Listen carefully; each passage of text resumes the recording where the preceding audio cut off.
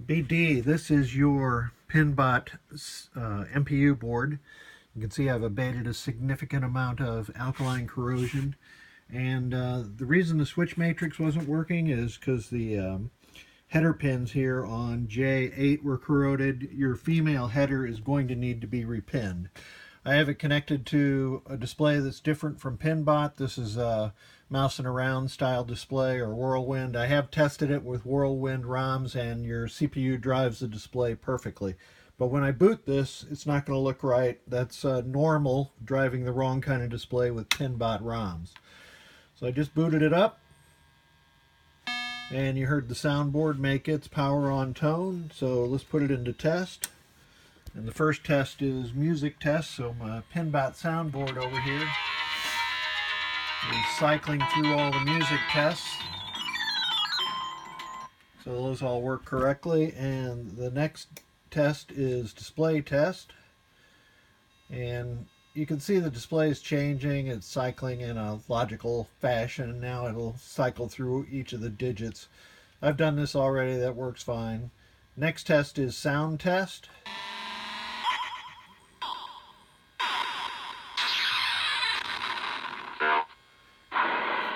So you could hear the sweet sounds of PinBot. Next test is all lamps test, and you can see those are all flashing. The next test is single lamps test. So I'll cycle through those with my simulated credit button, and you can see all those work. The next test is coil test, and I have cycled through these. That's 1, 1A, 2, 2A, 3, 3A. You'll see all these are going to light up. The first 8 have A sides and C sides, and after that it cycles through each individual one. 9, 10, 11, 12, and now it moves on to the special solenoids, and all 6 of those are working perfectly. I'm going to rake this connector here with a ground wire, and you'll see that these special solenoids do in fact work with inputs from the pop bumpers or the slings. So that's it for coil test. And the next test is switch levels and then switch edges. So I'm going to actuate all the switches here, and you'll hear a sound every time I do that.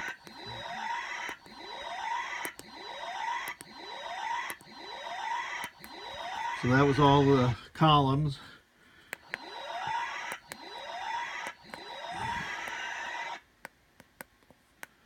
Oh, it doesn't use these switches down here.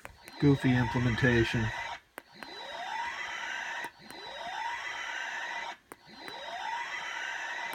So all of those switches are operating perfectly.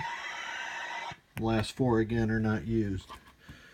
After that, the game goes into audits and adjustments. So I'll just cycle through those real quick. And the board reboots. And this board is working perfectly. NVRAM installed.